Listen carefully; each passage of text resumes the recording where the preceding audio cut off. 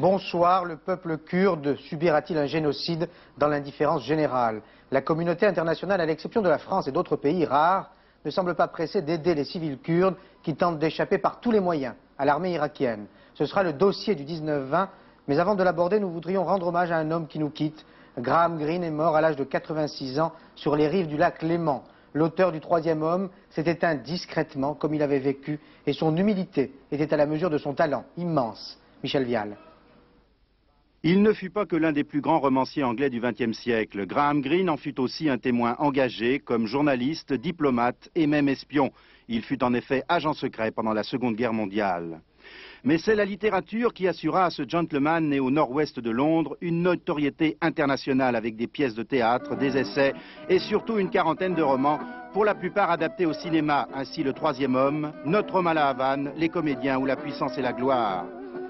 Témoin engagé dans les combats politiques de son époque, à la fois catholique et à l'extrême gauche, Graham Greene cultivait en revanche une discrétion et une réserve dont il ne sortit que très rarement. Je n'aime pas l'idée d'être à la télé, j'avoue. Je pense qu'un écrivain doit être une personne privée. De fait, cet homme paradoxal qui incarnait l'archétype même du dilettante politique fut en réalité un dissident. Ainsi s'était-il exilé de son pays natal avec lequel il entretenait des relations conflictuelles. Ainsi avait-il pris fait et cause pour le Viet Cong pendant la guerre d'Indochine et plus récemment pour le régime sandiniste du Nicaragua, comme on le voit sur ces images. Au fond, cet écrivain en rupture, qui affirmait n'avoir jamais écrit le livre qu'il voulait écrire, cachait peut-être un vrai désespoir sous la provocation de son humour. Je suis optimiste avec la paix du monde, mais je suis moins optimiste avec la paix personnelle. Saddam Hussein a l'intention de nettoyer, c'est le terme utilisé, de nettoyer les villes et villages kurdes. Les Kurdes ont si bien compris le sens de ce mot qu'ils tentent de fuir l'Irak. Un gigantesque exode a commencé. Et ce soir, la situation devient très alarmante. Des centaines de milliers de réfugiés se dirigent en effet vers la Turquie et l'Iran, mais la plupart d'entre eux sont bloqués à la frontière. Exode massif des Kurdes dans des conditions très difficiles. Plusieurs personnes, dont des enfants, seraient mortes de faim ou de froid ces derniers jours. Marie-Odile Pagnès. Un camion ou un mulet surchargé pour les plus riches, un baluchon pour les autres, l'exil pour tous. Par centaines de milliers, les civils kurdes quittent leurs villes et leurs villages. Ils fuient les bombardements irakiens, l'impitoyable répression de Saddam Hussein. Leur seul but, les frontières turques, iraniennes ou syriennes, avant qu'elles ne se ferment, avant que les troupes de Bagdad ne leur coupent tout échappé. Déjà, les capacités d'accueil de la Turquie et de l'Iran semblent dépassées. Déjà, la route menant vers la Syrie est inaccessible, régulièrement bombardée par l'armée. La nasse irakienne se referme sur les Kurdes. Pourtant, il y a encore quelques jours, ils fêtaient leur victoire, ils se sentaient libres. Leurs combattants, les Peshmerga, avaient délivré leur territoire. Pourtant, il y a encore quelques jours, ils remerciaient les Occidentaux d'avoir rendu cette liberté possible par la défaite irakienne dans la guerre du Golfe. Aujourd'hui, affamés, contraints une nouvelle fois à l'exode, les Kurdes se sentent abandonnés, livrés à Saddam Hussein dans l'indifférence internationale. François Mitterrand a demandé à l'ONU de condamner la répression du peuple kurde. En cas de carence de l'ONU, a précisé le chef de l'État en Conseil des ministres, la France poursuivra seule sa mission humanitaire et diplomatique. Première application de cette mission, le départ ce soir pour la Turquie et la frontière irako-turque de Bernard Kouchner. Le secrétaire d'État à l'action humanitaire organisera sur place une aide aux réfugiés. Une position française confirmée et expliquée par Roland Dumas cet après-midi à l'Assemblée nationale. Reportage Jérôme Catala et François Biessy. Les parlementaires ont pris acte cet après-midi de l'indignation exprimée par Roland Dumas quant à la situation des Kurdes d'Irak. Mais cela n'a pas suffi et Yvette Roudy pour le Parti socialiste et puis surtout Jean-François Deniau au nom de l'UDF ont demandé au ministre des précisions sur l'action de la France. La tâche de la France. Il ne s'agit pas simplement de se pencher sur le problème, il ne s'agit pas seulement de saisir le secrétaire général, il faut que nous proposions et que nous ayons une action. Tout à l'heure, M. le ministre d'État a fait remarquer que nous étions seuls. Il ne faut pas craindre d'être seuls. Il y a des précédents. Et c'est parfois la garantie du courage et de la vérité. Après avoir rappelé que la seule aide humanitaire acheminée sur place provenait de la France, le ministre des Affaires étrangères a confirmé en réponse à Jean-François Deniau l'isolement de Paris, évoquant l'attitude des autres pays de la communauté internationale.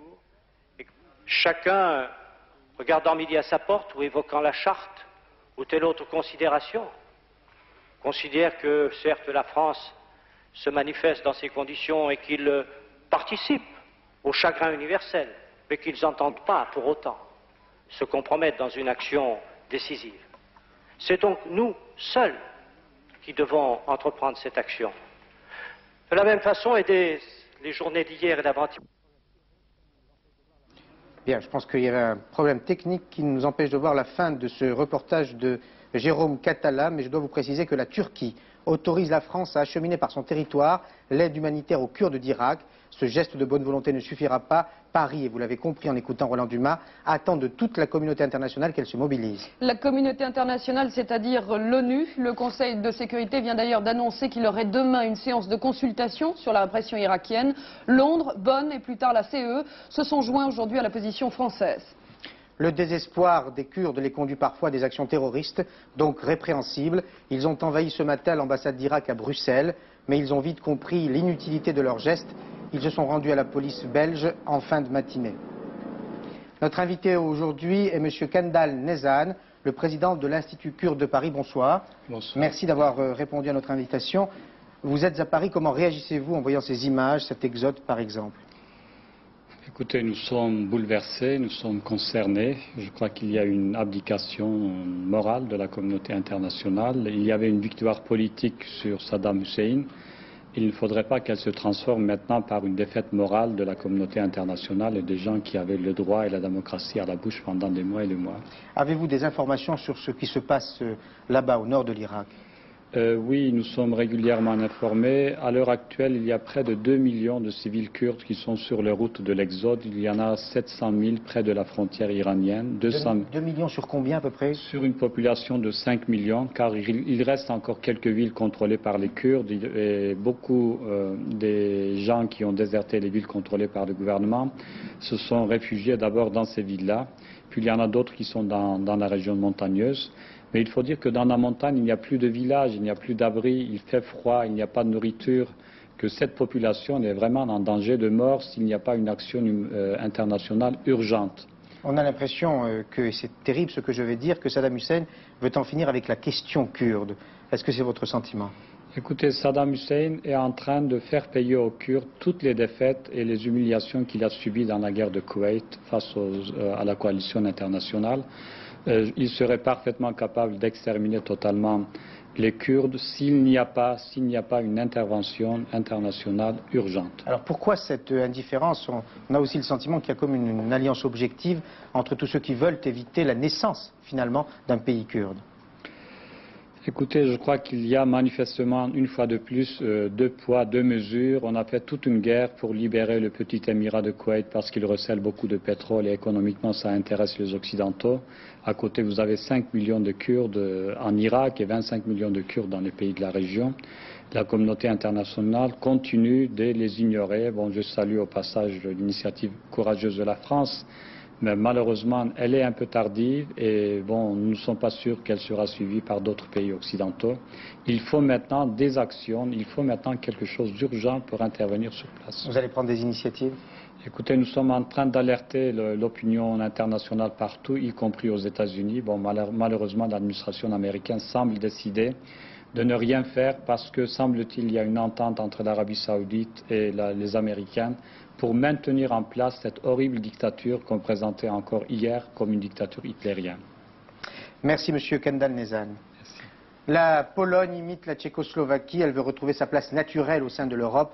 Walesa l'a dit et redit aujourd'hui à Bruxelles. Mais Jacques Delors a repoussé cette adhésion de la Pologne à la CE à la fin du siècle, compte tenu du retard économique de ce pays. Réponse du président polonais, ne remplacez pas le rideau de fer par un rideau d'argent. Reportage à Bruxelles de notre rédaction européenne, François Poulet-Matisse.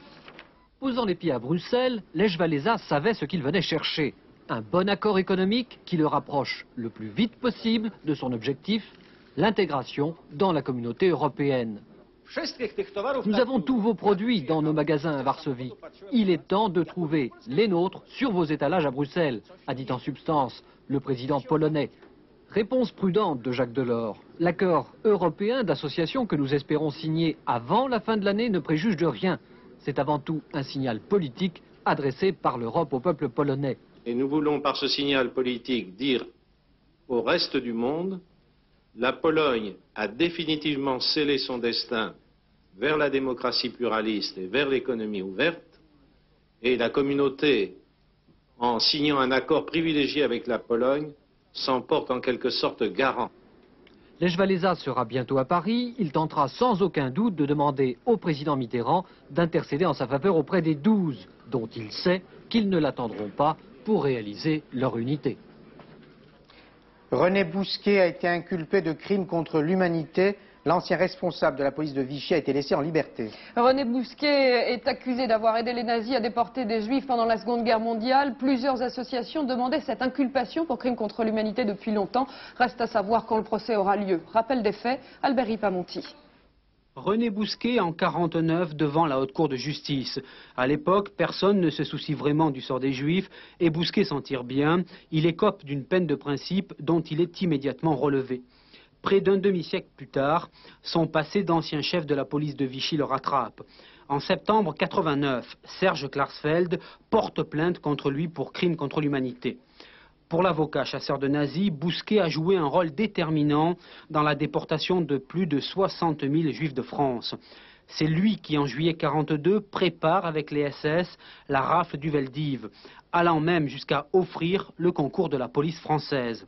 Quant aux enfants séparés des parents, Laval propose de les déporter eux aussi. Bousquet applique. Pour les nazis, Bousquet est un collaborateur précieux. Aujourd'hui, cette collaboration lui vaut d'être inculpé pour crime contre l'humanité. La route des assises est ouverte, mais Bousquet a 81 ans et il est rompu aux batailles de procédure.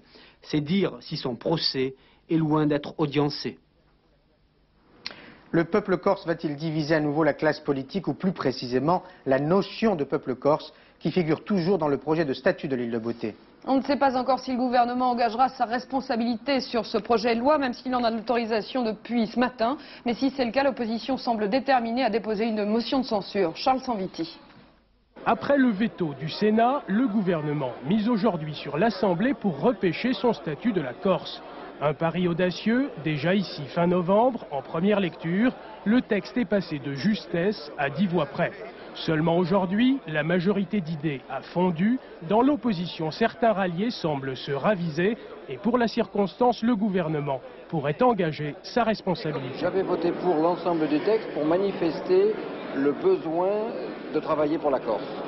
En deuxième lecture, il est clair que je ne peux pas accepter un texte global qui maintiendrait la notion de peuple corse. Même réserve côté MRG, au premier tour l'abstention a prévalu. Cette fois, la discipline de vote pourrait passer à la trappe. Si nous devions nous trouver devant le texte adopté en première lecture à l'Assemblée nationale, je voterai contre ce texte. Et si le gouvernement engage sa responsabilité? Nous verrons. Nous verrons, mais je pense que utiliser le 49.3 à propos d'un texte institutionnel est un détournement de procédure. Malgré tout, côté PS, envers et contre tout, on reste confiant. S'il est vrai que le gouvernement a pris la précaution d'un 49.3, j'ai le sentiment qu'entre les votes positifs, les abstentions, voire les refus de participation au vote, nous pourrons faire l'économie de cette disposition.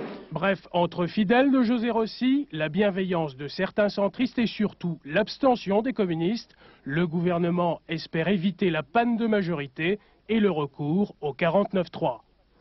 Les banlieues sont calmes aujourd'hui, tant mieux, mais il ne faut pas se leurrer. Une certaine tension persiste, aussi bien à Vaux-en-Velin qu'à Sartrouville. C'est la raison pour laquelle le Premier ministre et le ministre de la Ville feront demain une immersion en banlieue. Michel Delbar présidera une réunion de travail à la préfecture des Yvelines et Michel Rocard sera à Villiers-le-Bel. Jamais encore Villiers-le-Bel n'a été le théâtre d'incidents graves comme à Vaux-en-Velin ou Sartrouville. Pourtant, cette ville de la banlieue nord de Paris fait partie des communes à problème. La moitié de la population y vit en HLM et plus de 30 nationalités s'y côtoient. Radioscopie d'une banlieue, un reportage de Véronique Gorel et Patrick Millerio. Jusqu'ici, il n'y a pas eu de Vaux-en-Velin à Villiers-le-Bel. À 15 km de Paris et à 2 pas de Sarcelles, c'est une banlieue sans grande barre de béton, sans émeute pour faire parler d'elle. Une banlieue pourtant qui connaît le même mal de vivre. Tout est cassé, il n'y a rien qui tient. On répare, c'est détruit, il y a des graffitis partout, donc c'est moche. Vous voyez, j'ai 17 ans, je suis sans travail ni école et je suis là, je suis tous les jours ici, je cherche et tout, mais il n'y a rien. C'est un peu de... C'est pas, disons, c'est le dégoût, quoi. C'est pas une vie normale, c'est pas... À Villiers-le-Bel, il y a 26 000 habitants, la moitié vit dans des HLM. Une famille sur 3 ne paie pas d'impôt sur le revenu et 36 nationalités doivent cohabiter dans des immeubles construits à la hâte au début des années 60. Ailleurs, l'argent appelle l'argent. Ici, les gens pauvres se retrouvent entre eux, de plus en plus nombreux. Nous avons nos pauvres, on est prêt à en mettre en place toutes les mesures possibles et imaginables pour aider ces personnes à s'insérer, et on a déjà commencé. Il faut qu'on stoppe, il faut qu'on arrête de nous envoyer sans cesse des familles en difficulté parce qu'on ne peut plus, Si on met toutes les familles en difficulté dans les mêmes lieux, on les fait toutes sombrer en même temps. Donc je crois que la priorité c'est ça, c'est d'arrêter de fabriquer des ghettos sociaux. Villiers-le-Bel bénéficie depuis un an d'un contrat de développement social des quartiers. À terme, il permettra à la commune d'améliorer les conditions de vie de ces cités grâce à l'aide de l'État et de la région. Pour l'heure, certains sont impatients et attendent de Michel Rocard autre chose que des paroles. Dès l'instant où Rocard vient sur Villiers-le-Bel, je me dis qu'il a en poche un gros chèque pour notre commune où il n'y a que la pauvreté, quoi. Hervé Bourges, le PDG d'Antenne 2 et de FR3, a reçu du Premier ministre une lettre agréable à lire. L'État accorde une aide exceptionnelle au service public de l'audiovisuel qui souffre d'un manque de moyens face au privé. Antenne 2 recevra dans un premier temps 500 millions de francs, une somme destinée à apurer son déficit. Puis les deux chaînes obtiendront 1 milliard de francs en 1992, mais elles devront prendre des mesures d'économie dès 1991. Michel Lemerle. C'est une sorte de nouveau contrat qui vient d'être conclu entre le gouvernement et les chaînes de services publics. Après l'état des lieux réalisé à la demande d'Hervé Bourges, le gouvernement accepte de desserrer les cordons de la bourse, 500 millions dès à présent pour Antenne 2 pour apurer le déficit, 1 milliard de ressources nouvelles pour les deux chaînes en 92 pour redresser et relancer le service public. Car c'est la contrepartie du contrat, le gouvernement demande aux chaînes de rechercher dès cette année des mesures d'économie et de réorganisation pour réduire les coûts de fonctionnement, sauf pour les programmes. Hervé Bourges va donc travailler à un projet d'entreprise qui modifiera sensiblement le visage des deux chaînes et les rapprochera encore davantage. C'est l'occasion pour nous de nous remettre en question et de faire fonctionner nos entreprises comme de véritables entreprises et pas seulement comme des entreprises de services publics avec ce que cela peut signifier en négatif de corporatisme et de bureaucratie. Ce plan de relance du service public n'est donc que le point de départ d'une longue démarche. Casse-tête kafkaïen en France, des scientifiques veulent prévenir plusieurs milliers de personnes qui risquent de devenir aveugles, mais la loi le leur interdit. Après plusieurs années de travail, les chercheurs de l'INED, l'Institut national des études démographiques, ont en effet réussi à établir la liste nominative de 30 000 personnes. 30 000 personnes descendant de la même famille et qui risquent de développer une maladie héréditaire particulièrement grave, le glaucome. Il ne reste qu'à les prévenir, mais la loi, la Commission nationale informatique et liberté l'interdit au nom justement de la liberté. Enquête de Clément Veillerenal et Patrick Millerio. Biologie moléculaire contre droit et informatique. Cela fait maintenant plusieurs années qu'André Chaventré, directeur du département de démographie génétique de l'INED, essaye de remonter la piste du glaucome chronique, une maladie héréditaire redoutable qui provoque la cécité et qui concerne aujourd'hui 1 million de Français. Au cours de cette vaste enquête, les chercheurs de l'INED repèrent le gène du glaucome et retrouvent sa trace qui remonte jusqu'au XVe siècle dans un village du Pas-de-Calais. Progrès inouï de la biologie et de la démographie, on sait aujourd'hui que c'est dans ce hameau de Viereffroy que vivaient en 1450 l'homme et la femme à l'origine de la maladie.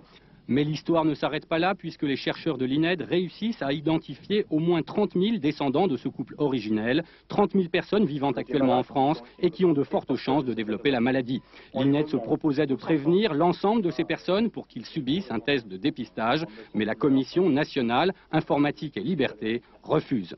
La CNIL nous a autorisé à informatiser ces gens, mais nous a interdit non seulement de les prévenir, de prévenir ceux qui étaient à risque de cette maladie, mais le médecin de cet établissement de l'INED n'a même pas le droit de communiquer au médecin traitant de ce malade, de ces futurs malades ou de ces futurs gens à risque, la probabilité qu'ils aient un glaucome. Pourtant, un dépistage précoce permet de soigner efficacement le glaucome, alors que quand les premiers symptômes apparaissent, il est déjà trop tard. Mais la CNIL maintient son refus et préfère de vagues recommandations aux médecins des régions concernées. Nous avons estimé dans cette affaire que ce n'était pas à l'INED qu'il appartenait d'informer les personnes, mais que c'était par une information dérivée des médecins traitants des régions concernées que les personnes pouvaient être éventuellement contactées. L'INED, cette sensibilisation des médecins en direction des populations concernées est insuffisante. Face aux avancées de la biologie moléculaire, disent les chercheurs, il faut repenser la loi informatique et liberté qui date de 1978. Quand Jérôme Savary écrit pour Bernard Allaire et lui demande de réincarner Frégoli, ça pétille et ça scintille. Reportage de Dominique Poncet et Edmé Poupard. Frégoli. Avec ses 800 costumes et ses 1200 perruques, il était capable de se transformer en quelques secondes et d'interpréter 100 personnages en une seule soirée. Il était seul en scène, mais en coulisses, ils étaient 23 à s'occuper de lui. Le Paris de 1900 était à ses pieds, il s'appelait Frégoli. Le voici ressuscité à Chaillot. Ressuscité, enfin presque, grâce à un diable d'homme nommé Bernard Allaire. Je ne fais pas Frégoli, c'est-à-dire que nous rendons hommage à Frégoli. Jamais on ne pourrait faire Frégoli, si ce n'est avec 15 ans de métier. J'ai commencé à répéter Frégoli il y a 2 mois, et Bernard, lui, a commencé à répéter ses changements de costume il y a 6 mois. Il a passé 4 mois ici avec les habilleuses qui ont fait un travail formidable. 4 mois avant que nous commencions à répéter, il était déjà en train de répéter ses changements, ses numéros.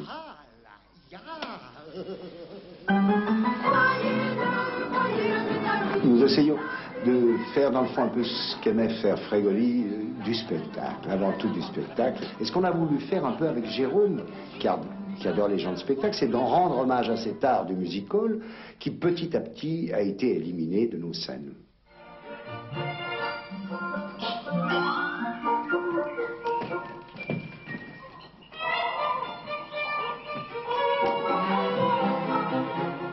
Ne ratez pas ce Frégoli, truffé de chants, de danses, d'effets spéciaux, de paillettes, d'humour et de nostalgie. Il représente une merveilleuse balade à travers le Paris de 1900.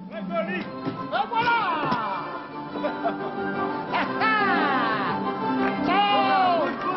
Ciao à tutti! Ciao!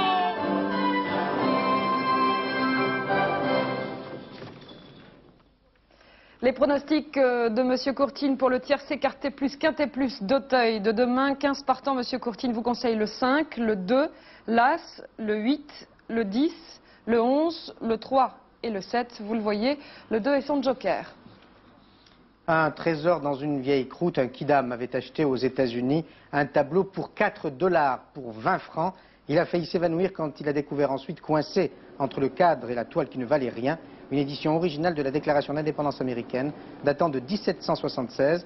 Du coup, la croûte est passée de 4 $ à 1 million de $, de 20 francs à 5 millions de francs. Ça vaut tous les tierces écartés. Voilà, fin de ce journal. Le prochain rendez-vous avec la rédaction, c'est à 22h20, soir 3, présenté par Marc Hautement. Et dans quelques instants, Florence Klein vous parlera du temps et notamment de la tempête qui menace dans l'ouest du pays. Bonsoir, à demain 19h. Bonsoir.